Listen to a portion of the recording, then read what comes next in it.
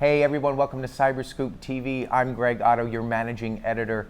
We're here in San Francisco at the 2017 RSA conference. We took a detour. We stopped by HackerOne's San Francisco offices, and I'm talking with Marten Mickos, the CEO of HackerOne. Marten, thanks for joining us today. Thanks for having me. So in the past 6 to 9 months, you guys have done a lot of work with the US government. Can you give us an update on where everything stands? We have. Somebody needs to make the internet more secure, and hackers can do that. So a year ago, we got handpicked by the Department of Defense to run the Hack the Pentagon challenge. With 1,400 hackers hack the systems and find 136 vulnerabilities that the Pentagon then fixed. So where do you see the future of this going, especially with the government? Has any other government agencies reached out to you, or any other public sector in general that are like, wow, if the DoD is going to do this, we need to get on board with this? We just did Hack the Army, and it took us 5 minutes to file the first vulnerability report to them. So we are showing now that the only way to find vulnerabilities in live software is to ask the world outside, the neighborhood watch, if you will, to look for them and find them. It's the most effective method of finding vulnerabilities. So I'm wondering if the government's interest in bug bounties has led you to more customers on the private sector side that are outside the technology area, because I know lots of other companies have lots of other problems securing their enterprises, and I imagine that a bug bounty is a good way for them to open up their systems and guard against what's going on without spending a lot of money.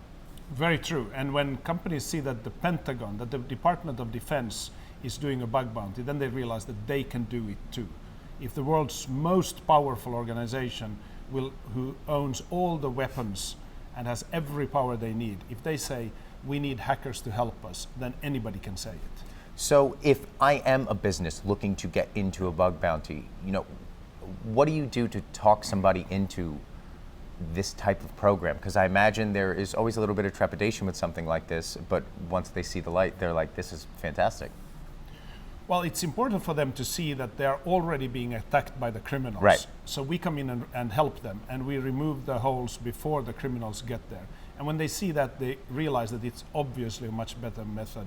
And then they realize that the cost is about 1/10 of what they paid before for other solutions or other systems that try to look for vulnerabilities. So another thing I think that the bug bounties present a really interesting angle in the cybersecurity community is there's a gap in workforce. There are hundreds of thousands of jobs, especially in America, that could be filled for cybersecurity and IT, and I think you present a new way to have somebody be able to have a cybersecurity job, but not necessarily have to worry about, a certain level of qualification. They can just sign up and poke around where they feel and where they, want to explore. So I'd love to hear what you hear from your community about what you're providing them. It's very true, and they see, our hacker community see their HackerOne profile as their resume for landing a job. And we now have 100,000 hackers in our community. So we're building the world's largest talent pool for cybersecurity experts. And the great thing when it's pooled like this is that if you think that some really good hacker helped Uber or helped the Department of Defense or Snapchat, then that very same hacker can help you as well. So you get, even if you're a small company, you get access to the same talent as the biggest ones have, because they're out there in the pool and they are eager to hack you. They have time to hack you, and you pay a reward for it, and that's what they're looking for. So last week, your company announced a new funding round. Right. What plans do you have for that money, and what plans do you have for 2017? When you have very high ambitions and you're planning for the long run, you need funding to build something really significant in society. We raised $40 million last week, very quickly, from eager investors. We're spending it on developing our technology. We're spending it on further strengthening the hacker community and on geographical expansion into new market areas. Great. Marten, really appreciate you stopping by and appreciate the invite to stop by the offices, and look forward to seeing what you guys have in store. Yes, thank you, Greg. All right. For all of our videos, check out our YouTube channel. And for more things on cybersecurity, check out cyberscoop.com. I'm Greg Otto. Thanks for watching.